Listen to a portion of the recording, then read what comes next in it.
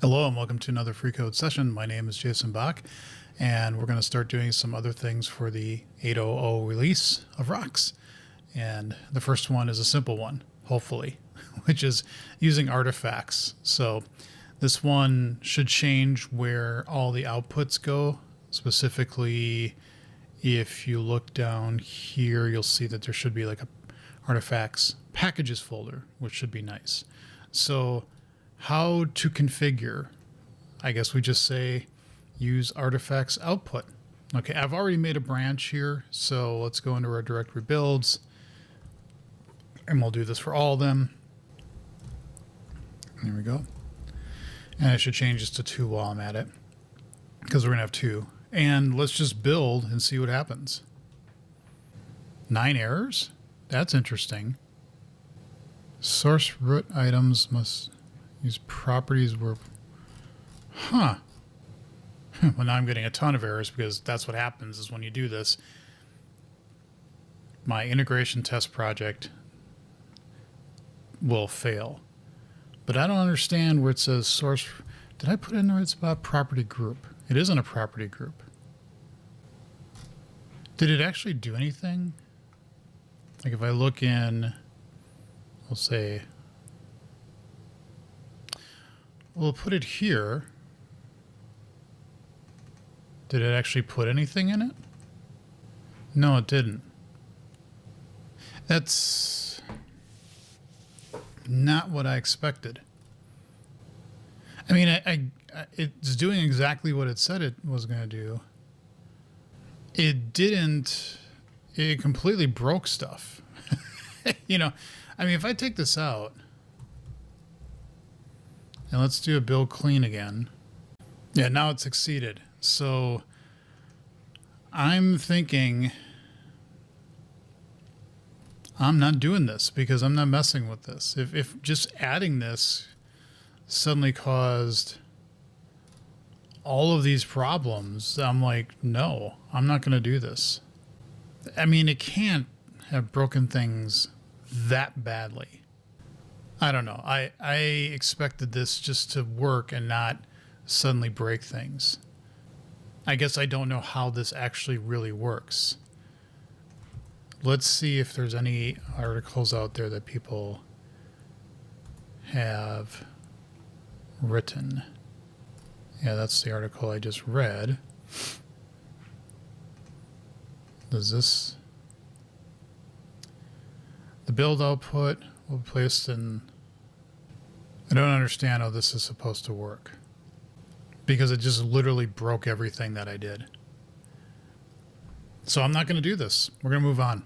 It's just not worth spending the time on something that just adding one property to my props folder suddenly broke everything. I'm going to have to I'll take a look at this a little bit later on, you know, off camera, and see if there's something I'm missing.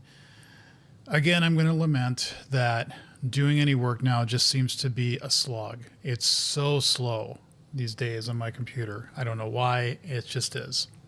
When I'm recording, when I'm not, then it's fine. But yeah, it just makes this such a pain to do. I'm this close to saying, yep, I'm going to get my own desktop computer and do it. I should just do it and stop talking about it. Anyway, I'm going to back this all out, delete the branch, and then we're going to work on 2 other things. I was going to do this one, but then I just said before I start going down the road of doing it, I really wanted to make sure I understood what was going on when I did this. Or more to the point, if I would do this. And so I went back to the code to see what it exactly is going to do. What I thought is not what I expected. So if you create the list, it gives you an empty array, and they're all equal to the same. They don't do array empty. That's interesting, but they do this. Okay, fine.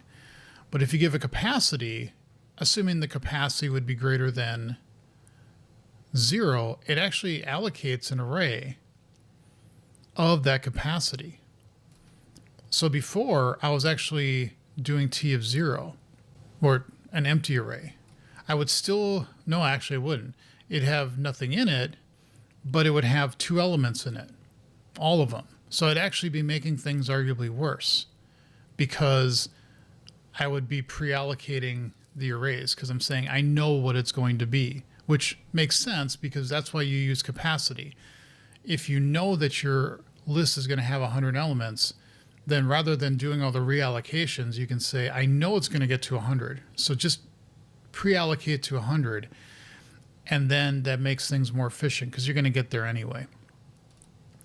The thing I didn't expect, though, is that, I mean, it makes sense. I want to make sure I was doing this right.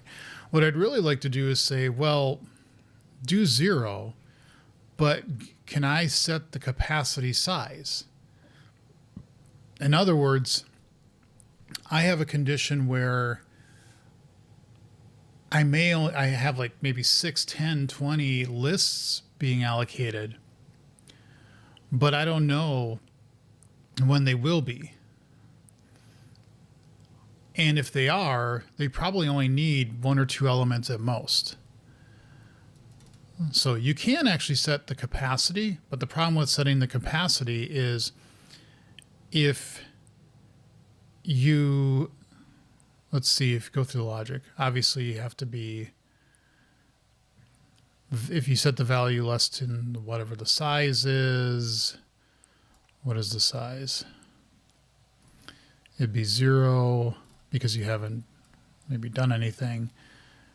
If your value doesn't equal the length, which if you just set it to 4 and it's greater, it would then allocate and then copy, which isn't what we want either. I want to have a list that I could set the default capacity. And you can't do that. There's just no way to do that with a list. So you're stuck with a 4. I could use a lazy, but then I'm allocating a lazy. And that could be not a lot, but more than what I'm doing with a list. So I'm not really sure that a lazy in place is the right thing to do. It would be nice if there was a list type that you could use that had like a strategy to say with how you want to reallocate. I get that that's a corner case arguably, and not many people would need that. It's just in this case, I kind of do. I want to be able to set the capacity to a default. Well, I want to set the default capacity to a certain value, you know. And you can see here is where it's doubling it. It basically does more. So the point is, though, doing this is actually the wrong thing to do. I should leave it the way it is. So I'm not going to do this one either. It is making the construction slower, but that really wasn't that big of a deal. So if I come back up here, we were at 144. We're now at 64 or 70, And I think, actually, if I look at the test, hold on. Where is the test for benchmark.net? I don't want to bring it up in Visual Studio. So if I go into benchmark mock.net, and I go into benchmarks, and I go into construction. Now this would be the old way of doing it. So it does new it up, and it does say instance. Okay, which would be fine. Because if I look at the generated code for any one of these, doesn't matter which one. Here's our expectations. We create 2 lists. And the mock just sets that to that. And then if we go down to instance, where is that? That's right here. We do what we do before, which is fine. But I think this path now is including 2 list allocations. Well, actually, with the test that's in benchmark.net, it's like 6-ish. So That's probably why the memory went up a little bit, because even though the internal arrays to the lists are 0 length, there's still 6 of them. So yeah, it would be really nice if I had a way to say, I mean, this is really, I'm going to move on to the one that I think really matters, which is the verify. But I do want to think this through a little bit. If I had these be null, then the only time they get set is down here where you need them. And you only do it if the checks pass. So here you would say you'd either add them or you'd have to new it up and then add them, which would add a little bit of code to all of the expectation, methods. But that would give us what we want, which is it would be less allocations. It'd just be a little bit of work. And I don't know if there's a simple way to do all of them that I know of. They all do the same thing. They all look at this and they call add. But there's no way to do this because add itself returns a void. So unfortunately, I don't think I can have this so that if I go to sharp lab and let's just move to a run. So let's say I have a list of string. See, there's something with sharp lab that it gets weird. And then I want to do either values question mark. God, oh my God. Add. But, oh my God, it gets just awful. I don't know what happened with the tool, but AC returns a void. So I'd love to say A, but if that's not true, then what I'd love to do is say new, set values to a new, and list of string. Yeah, I don't think there's any way to do this as a one-liner. You'd have to say something like, if values is not null, then you could do values.add a else values equals new values add. And actually, I just realized something. You could do values a new values that add. So actually, you could reverse it. You could say if values is null, then values equals new. And then just do values.add. So in the case of rocks, what we could do is say, put that one-liner above. So you could say, like, set them to null and then just say, if that is null, then equals new. And then you do that. That's just an if check. That's really, I think, small in terms of performance. And then that way, we don't have all the allocations. Now, of course, what this will do too is all of the checks here now have to be this, because they could fall through. But that's fine. We could just put a question mark, I think, on all of those. And yeah, so that's a lot more work. And I'm not quite sure off the top of my head that would be what we want to do. So let me put my notes in the, excuse me. Where did I make this change? Yeah. So capture what I just learned. Where did I do this? Actually, setting the initial capacity equal to a value like 2 isn't what we want. because that would actually allocate to an array of length 2. What we, I, you, they, English is hard. So what I might do is set all of the lists as a nullable type, like this, C#.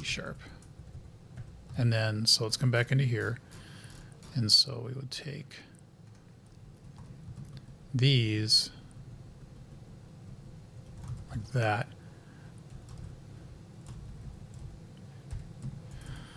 When an expectation is set, I'd make a check to create the list if it's not created.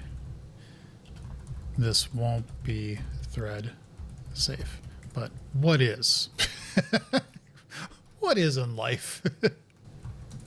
What I mean by that, in case you're wondering what I meant by, there used to be, and I think that's still in documentation, that'll say this type isn't thread safe, which means if you have two threads that are talking to the same object and you call a method, there's no guarantee that there might be race conditions lurking within, because the type isn't designed to work in that kind of way. So if you decide to use an expectations object across multiple threads and you're setting things, you may end up in a case where one sees, oh, it's null, so it creates it, and then it sets but then in the time that it's thinking that it created a new and it sets, the other one still sees that it's null, and so it will allocate. And so when you thought you set 2, you actually set 1, or you can get in weird cases like that. And so, that's what we want to avoid.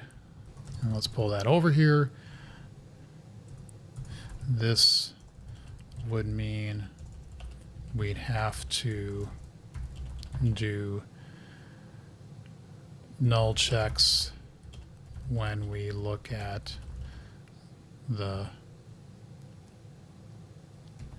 count values. C#. Come on, you can.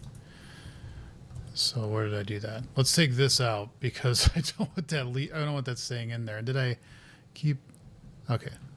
So we need to do that, and I believe we could also say if values count is greater than 0, then we can do something in here, right? Yeah, that's okay. So you can actually do that. So just to prove the point to myself, because okay, we should see nothing, but if we come down here, we'll see 1. Okay, yep, and that'll actually be the 2. Yep, okay. So we'll need to do that, and then, where was I? Here. We also need to check for this in .verify. And meaning that here, we're already going to make a check to say if it's 0. So what we would want to do is then have a question mark, the null conditional, to say if the count is greater than 0.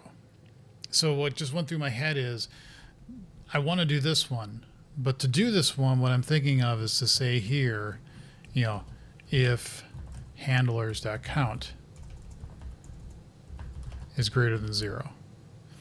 But then if I do this, I'd have to come back and change all these again. And changing this is really a problem of the tests, because again, I mentioned this in the last episode, it becomes really annoying because this is going to change everything. If I do this, it's going to change all of these to being now null. It's going to change, well, it won't change these, but I'm going to want to do this in concert with that. Though this one is pretty simple. This one was going to be a change here just to say if handlers is greater than 0, the count, then actually do the add range here. So now I would just put the question mark in there as well. And then all of these where I say .count is greater than 0, and I could search for that because I bet that's pretty simple to find. I just do a question mark dot count. I know I'm saying the same thing over and over again a couple of times, but I'm trying to get this in my head to say, is this the right thing to do? And I think it is, because again, we're going to get rid of potential. Like here, if you're only going to do an expectation on one of the methods, then you're not going to do an allocation to create the list. That would be null. And then we just do these checks just to make sure. And there'll be tiny little null checks, but they're very small and they're very, very fast. So I don't think I'd lose much of anything there. So I think what I'm going to do is actually combine these two and do them at the same time, because it makes the most sense. This change is simple. This one's going to be more involved, but it also affects this one. So I might as well do both at the same time. I will do that in the next episode. But this also just shows real quick that reading documentation helps. I wanted to make sure that if I come back to the list code, I want to make sure that passing that in was really what I thought. And I knew it actually created an array of that size. I think that was in the back of my head because I've done this before. And so that's why I wanted to check. It's always was that measure twice, cut once, or whatever the phrase is. Always verify your assumptions, because in this case I had forgot what I knew before, but that actually helps, because now I think we'll have something in place that's probably a little bit better. And again, most of the improvements that I saw, they were small with construct. Like the verify was a little concerning, because it went from, what was it, a 35 ratio with the baseline to a 54. And the memory also went up a little bit. Again, better than any of the other frameworks, but I actually regressed a little bit.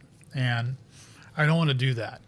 So I want to try to keep these as close as possible. But also, if you look at things like callback, we were at a ratio of 24, and now it's 14. The memory ratio was 31, and now it's 22. So we got gains with the other ones, but we're not done. So I will work on these two issues together in the next episode. Thank you all for watching. Leave comments and questions below. See you in the next episode.